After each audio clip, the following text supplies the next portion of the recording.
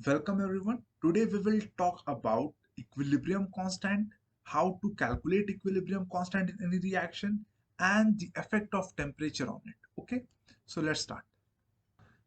So अगर मैं बात करूं इक्विलिब्रियम कांस्टेंट की कि आखिर ये है क्या, तो ये एक ऐसी वैल्यू है जो हमें इक्विलिब्रियम के बारे में बताती है, इक्विलिब्रियम के नेचर के बारे में बताती है।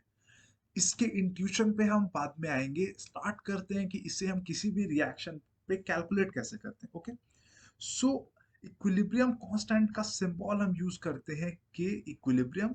किसी भी कांस्टेंट के लिए हम के शब्द का यूज करते हैं, के अल्फाबेट का, और इक्विलिब्रियम के लिए EQM। ओके, या फिर कई बार सिर्फ कैपिटल के, बिग के भी लिखा होता है, उसका मतलब होता है के equilibrium.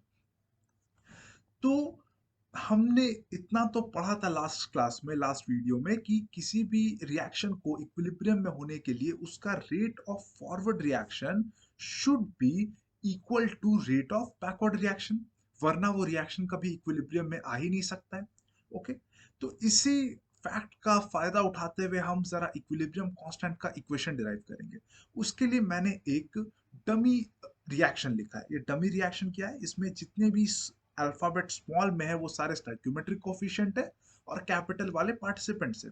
For example A and B हमारा क्या है, रिएक्टेंट्स, सी एंड डी है हमारा प्रोडक्ट। ओके, अब इसी डमी रिएक्शन में हम आगे देखें, अगर मैं कहूं कि ये इक्विलिब्रियम में, इक्विलिब्रियम में कैसे, ये साइन बना हुआ है, ये साइन कहां से आता है हमारा, फॉरवर्ड रिएक्शन और बैकवर्ड रिएक्शन। ओके, तो एज ये in the state of equilibrium है, तो ये बात तो पक्की है कि rate of forward reaction will be equal to rate of backward reaction.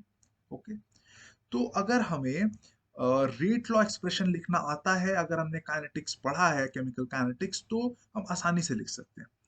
तो मैं अगर इसी स्टेटमेंट को बस इक्वेशन के फॉर्म में लिखूं तो क्या लिखूंगा, के फॉरवर्ड, ये के फॉरवर्ड क्या है, rate constant, rate constant of forward reaction. Okay, अभी इन दोनों के में कंफ्यूज मत होना, ये के है इक्विलिब्रियम कांस्टेंट, पर अभी जो हम के लिख रहे हैं वो है रेट कांस्टेंट। ओके, तो के एफ इंटू ए का कंसंट्रेशन टू द पावर उसका स्टाइक्योमेट्रिक कोफिशिएंट इंटू बी का कंसंट्रेशन टू द पावर उसका स्टाइक्योमेट्रिक कोफिशिएंट। अब ये क्या हो गया हमारा, ये पूरा एक्सप्रेशन क्या हो गया, rate of forward reaction. I hope ये क्लियर हो। के एफ क्या था, rate constant of forward reaction. ये पूरा जितना मैंने ब्लू से अंडरलाइन किया है, ये पूरा एक्सप्रेशन क्या है, rate of forward reaction. This should be equal to rate of backward reaction. तो उसके लिए क्या होगा, के बी क्या है, rate constant of backward reaction into C to the power C into D to the power उसका stoichiometric coefficient. I hope ये clear हो। ये हमने किस इक्वेशन के किस रिएक्शन के लिए लिखा है, जरा मैं ऐसे शॉर्ट में लिख दूं यहाँ पे, ये किसके लिए, C प्लस डी से जो A प्लस बी बन रहा है, ये इस रिएक्शन का रेट है।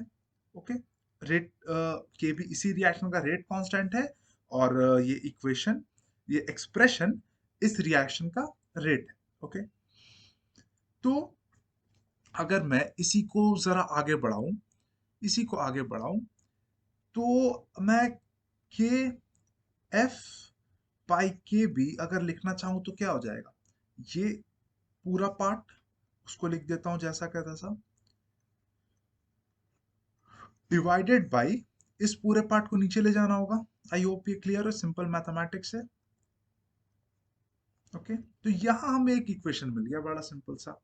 अब इसी के एफ बाई के बी को हमने क्या कह दिया कि इसको, सॉरी, इसको के एफ बाई के बी को हमने क्या कह दिया, के इक्विलिब्रियम।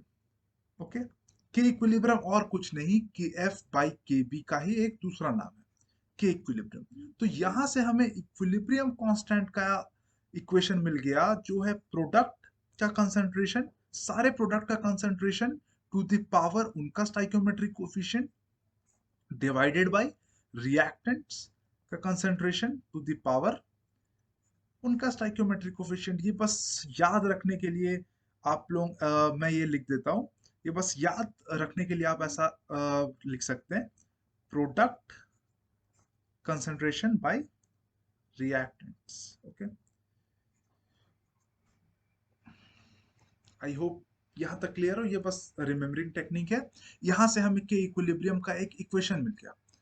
ओके, तो ये आई होप सबको याद रहेगा, बहुत ही आसान है। किसी भी रिएक्शन का आप इसी तरह से इक्विलिब्रियम कांस्टेंट का इक्वेशन निकाल सकते हैं, और अगर किसी रिएक्शन में इन सबका वैल्यू दिया रहा है तो आप आसानी से के इक्विलिब्रियम का वैल्यू भी निकाल सकते हैं। ओके, आई होप यहाँ तक क्लियर हो।